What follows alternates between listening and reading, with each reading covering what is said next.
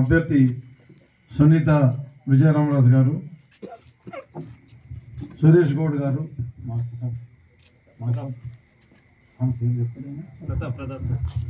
Pratap sir, మన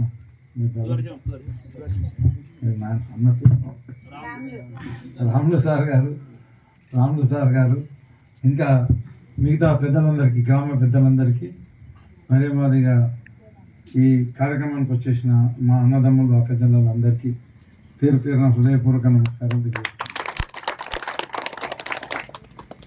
మనకి ఇప్పుడు గ్రామ పంచాయతీ ఎన్నికలు వచ్చినాయి. ఇంతకుముందు విజయరామరాజు గారు కూడా సర్పంచ్గా మన ఊరికి పోటీ చేయడం జరిగింది. అయితే విజయరామరాజు 5 సంవత్సరాలు ఏం చేసిండు, అంతకుముందు 70 సంవత్సరాలు కాంగ్రెస్ వాళ్ళు కానీ వాళ్ళు వీళ్ళు సర్పంచ్ ఎంతోమంది అయినరు.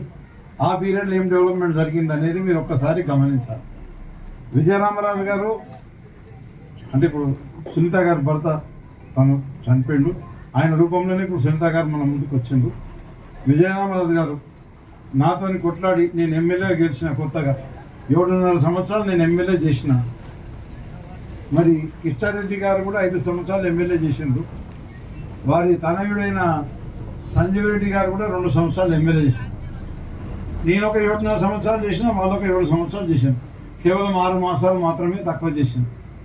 మరి ఈ 7.5 సంవత్సరాల్లో విజయరామరాజు గారు కేవలం 3.5 సంవత్సరాలు సర్పంచ్ ఉండే. నేను ఎమ్మెల్యే అయ్యేటప్పటికీ ఆయన సర్పంచ్ అయ్యి ఒక 2 సంవత్సరాలు గడిచిపోయింది అనుకుంటే ఇంచుమించు. ఆ 3 సంవత్సరాలనే విజయరామరాజు నాతో కొట్లాడి ఈ గ్రామానికి ఎన్నో అభివృద్ధి పనులు తీసుకొచ్చిండు.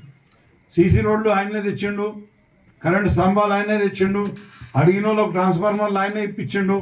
ఈ శంకంపేట నుంచి వాస్తవానికి నారాయణఖేడ్ పోయే రోడ్డు శాంక్షన్ అయింది. అట్లా హనుమంతరావుపేట మీదకి వెళ్ళి నారాయణఖేడ్ పోయే రోడ్డు శాంక్షన్ అయితే, మా ఊరి మీదకి వెళ్ళి రేగోడ్కి పోయే రోడ్డు శాంక్షన్ చేయి, మాకు అటు రేగోడ్కి ఒకటి ఉంటుంది, ఇటు శంకంపేటకు ఒకటి ఉంటుందని ఇప్పుడు పెద్ద రోడ్డు ఆయన కృషి వల్లనే అది శాంక్షన్ చేయడం జరిగింది చెప్పేసి మేము ఆ రకంగా నిత్యం నాతో కొట్లాడుతూ గ్రామ డెవలప్మెంట్ కొరకని కృషి చేసాం. ఇప్పుడు కాంగ్రెస్ వాళ్ళు వచ్చి ఉదర కొడతా ఉన్నారు. ఏమని అంటుండ్రు, మా గవర్నమెంట్ ఉన్నది మాకు ఓటు వేయండి అని అంటుండ్రు.